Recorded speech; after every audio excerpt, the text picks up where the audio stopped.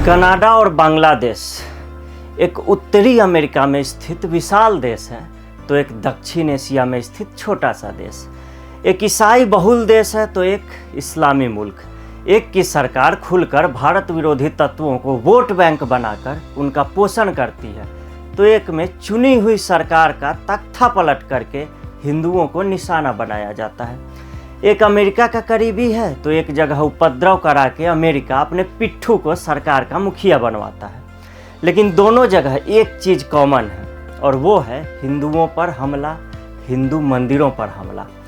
एक जगह जमात से लेकर अंसारुल बांग्ला टीम जैसे संगठन बैठे हुए हैं, तो एक जगह से हरदीप सिंह निज्जर जैसा आतंकी ऑपरेट कर रहा था। नमस्कार, मैं हूं अनुपम के सिंह और आप देख रहे हैं TFI यानी थिंक फॉर इंडिया।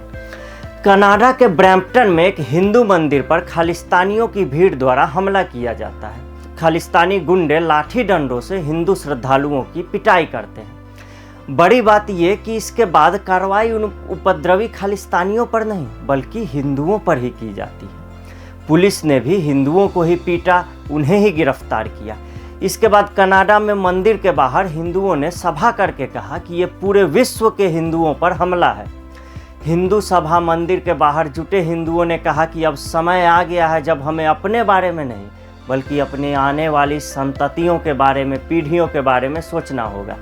साथ ही मुख्यमंत्री योगी आदित्यनाथ द्वारा कही गई पंक्ति बटेंगे तो कटेंगे को भी दोहराया गया।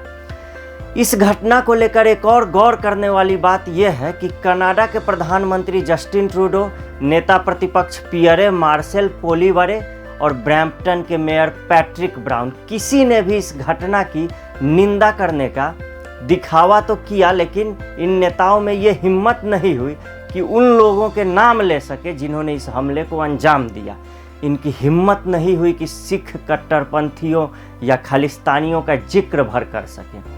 इसका कारण ये है कि कनाडा में 8 लाख से भी अधिक सिख वहाँ की जनसंख्या का 2% है और राजनीति में भी प्रभावी है, और हर कोई इस वोट बैंक को खुश रखना चाहता है। अब देखिए, हिंदू कैनेडियन फाउंडेशन ने जानकारी दी है कि मंदिर में घुसे हिंसक तत्वों ने महिलाओं और बच्चों को भी नहीं छोड़ा। संगठन का कहना है कि हिंदुओं ने मदद के लिए पुलिस को बुलाया, लेकिन पुलिस भी उल्टा पीड़ित हिंदुओं को ही पीटने लगी। भारतीय दूतावास के अधिकारियों ने मौके पर पहुंचकर हिंदुओं की मदद की। पूरी दुनिया में संपूर्ण हिंदू समाज और हिंदू संस्कृति से प्रभावित लोगों ने दिवाली का त्यौहार मनाया।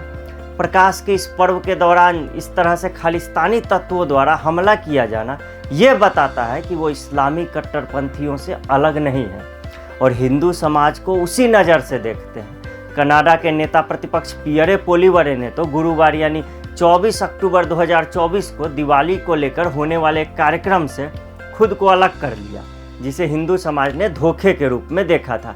यानी खालिस्तानियों को अब दिवाली से भी समस्या होने लगी है। गुरुओं के समय से ही सिख समाज दिवाली का पर्व मनाता रहा और अब इन्हें दिवाली से समस्या है। कनाडा की परिवहन मंत्री अनीता इंदिरा आनंद ने भी इस घटना पर एक्स पर, ट्विटर पर पोस्ट तो किया, लेकिन एक हिंदू होने के बावजूद उन्होंने खालिस्तानियों का नाम नहीं लिया। ये सब कुछ जून 2023 में ब्रिटिश कोलंबिया स्थित सरे में खालिस्तानी आतंकी हरदीप सिंह निज्जर की हत्या के बाद शुरू हुआ। कनाडा के PM जस्टिन ट्रूडो ने इसके लिए भारत को जिम्मेदार ठहराया। इसके बाद दोनों देशों ने एक दूसरे के राजनयिकों को देश से निकाला।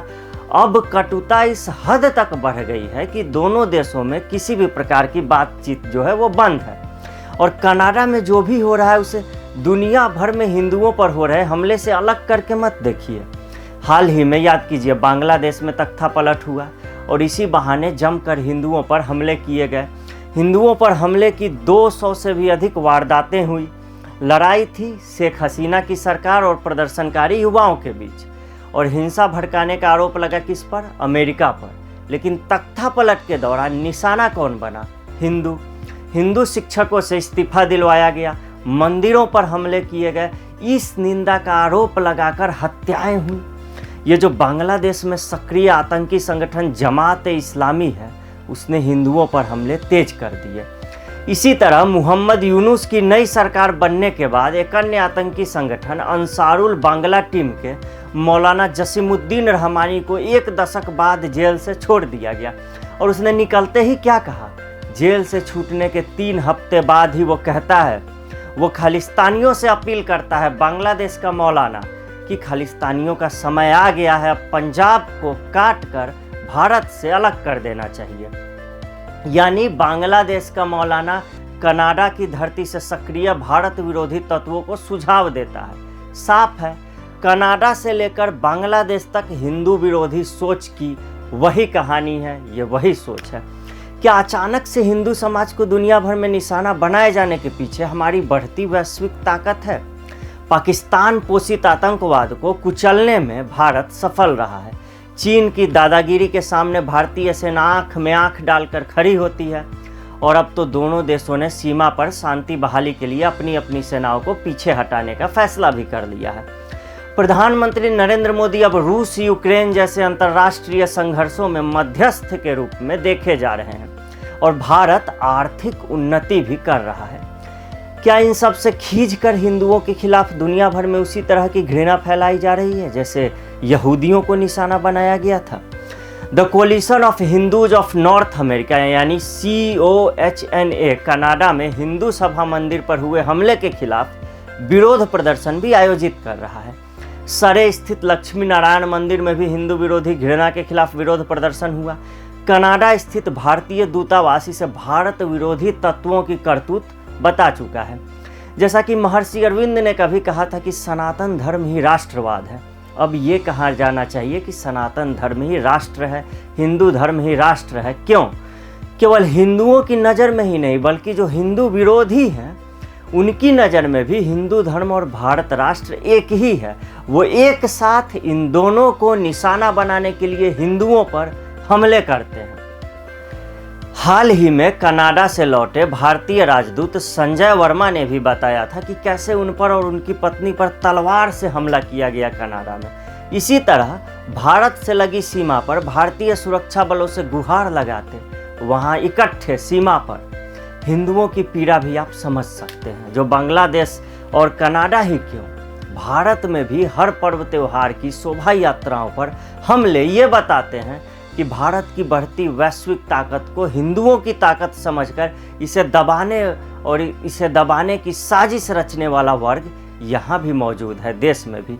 अब भारत को खंडित करने का सपना देखने वाले इन खालिस्तानियों को कनाडा के PM जस्टिन ट्रूडो का भी खुला समर्थन मिल रहा है। कनाडा की पूरी सरकार इनका समर्थन कर रही है। वहीं SFJ यानी सिक्स फॉर जस्टिस का मुखिया गुरपतवंत सिंह पन्नू भी अमेरिका में बैठा हुआ है। अब आप देखिए 5 आइज यानी ऑस्ट्रेलिया, कनाडा, अमेरिका, UK और न्यूजीलैंड, ये 5 आइज नामक खुफिया संगठन कनाडा के दावों के साथ खुलकर खड़ा है। ऐसे में अब इस आशंका को बल मिलता है कि कनाडा को आगे करके अमेरिका जो है वो ये पूरा का पूरा खेल खेल रहा है। अब देखना है कि भारत और हिंदू समाज इससे कैसे निपटता है। तो अगले वीडियो में मिलेंगे फिर से एक नए विषय के साथ। तब तक के लिए मैं अनुपम के सिंह आपसे विदा लेता हूँ। देखते रहिए TFI। नमस्कार।